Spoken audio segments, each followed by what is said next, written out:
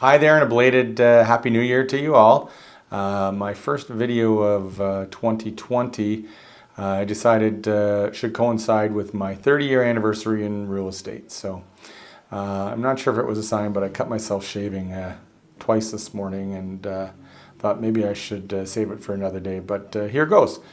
So I originally was intending this video to be a year in review for 2019, but as I got going, certainly wanted to make mention about my 30-year anniversary and all about that. And essentially, I think it's become a 30 years in review. So I hope you enjoy it.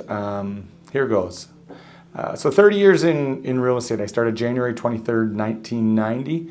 I was hired by Dieter Woolley of Woolley Realty.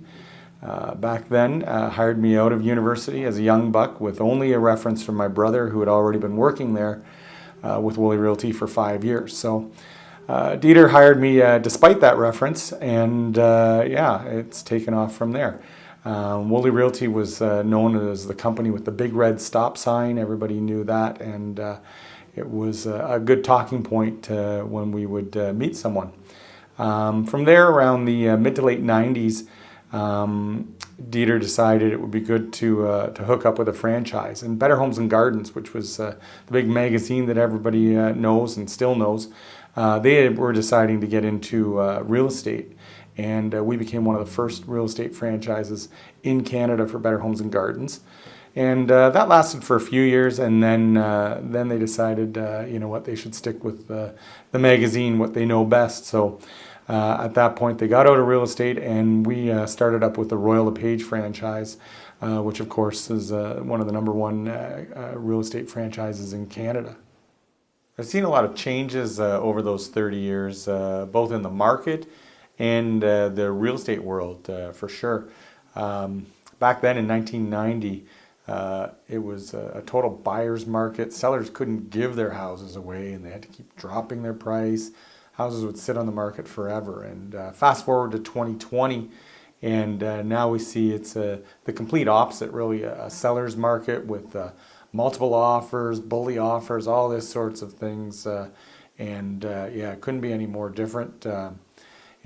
Sellers are as happy as could be, and buyers, frustrated on a daily basis. So it really has been interesting to see that way. Of course, the region in itself, back 1990, fast forward to today, again, just crazy the way the region has grown, with people coming from all over the world to be here, and really exciting times for sure from that point of view. But lots of changes in the landscape. For sure. In the real estate world, I remember back when I started, I actually had to handwrite all my offers, and you would do this on the carbon copy paper. And for those of you who've seen my handwriting, I'm sure you're wondering how I ever survived, but managed to make it. I mean, today, now with the technology we have, basically from start to finish, I can write up an offer, have it electronically signed and sent to the listing agent within probably about 15 minutes. So it's pretty crazy. I think in 15 minutes back in 1990, I barely had the first clause written. So yeah, pretty interesting that way. Of course, the #1 invention for me in the real estate world is the invention of the lockbox. Back in 1990, if I wanted to show 3 or 4 or 5 houses, I would have to go around and drive to each real estate office individually and pick up all their keys. Then I'd show the houses, and then when I was done, I would actually have to go back and return the keys to all those offices, or meet up with another agent who wanted to show the house. So certainly you could spend hours just doing that. Whereas today with the lockbox, essentially just go up, show your house, and the keys right in the lockbox at the house. 0 time. So of course that's definitely the #1 invention for sure. I have to say I've been really fortunate to have the career I've had in real estate. I know early on someone had mentioned, just be a pro and treat people the way you'd want to be treated, and you'll go far. And I've tried to live up to those words, throughout my career, and I think it's worked out pretty well for me. Certainly, when I start giving thanks, the first person in line really is my wife, Susan. The real estate career can be an interesting one as far as, having to drop things, on a dime and head out to an appointment, be late for dinners and all those sorts of things. So I know she's been pretty patient with me in a lot of those regards. Certainly she got used to it after a while, and it is all part of the real estate world. But I can't thank her enough, for that. Speaking of 30 years, this October it will be our 30-year anniversary as well. So, I think I mentioned patience a second ago, and some would say that she may be in line for sainthood, and I know who you are. But yes, thanks a lot, Susan. Love you, honey. Certainly the kids, Jacob, Aaron, and Lily. I like to say, with the ability to arrange my schedule a lot, to have that freedom. I was lucky enough to not miss too many of their events, and so I think that worked out pretty well. But certainly they had to make sacrifices as well over 30 years, and I appreciate all of them. Love you guys.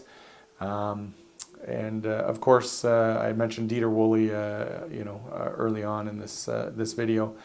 Dieter hired me, as I mentioned, and certainly laid the groundwork for, doing the right thing in real estate.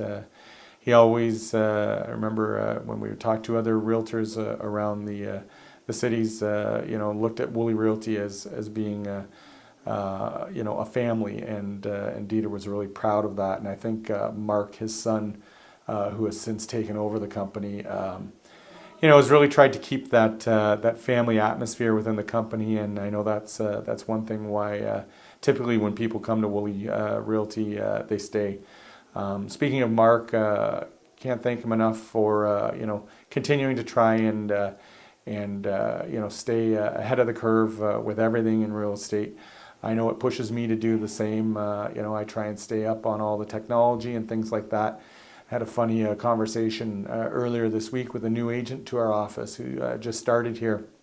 She said something along the lines of being surprised, at, and I can't remember exactly the words that she used, of me still, trying to be ahead of the game when it comes to technology and video and all those things. And I said, "Oh, you mean old?" And she said, "No, experienced." So she turned that around pretty quickly. But anyhow, I know it was coming from a good place. But I do pride myself in staying ahead of the game, staying up on everything current in real estate.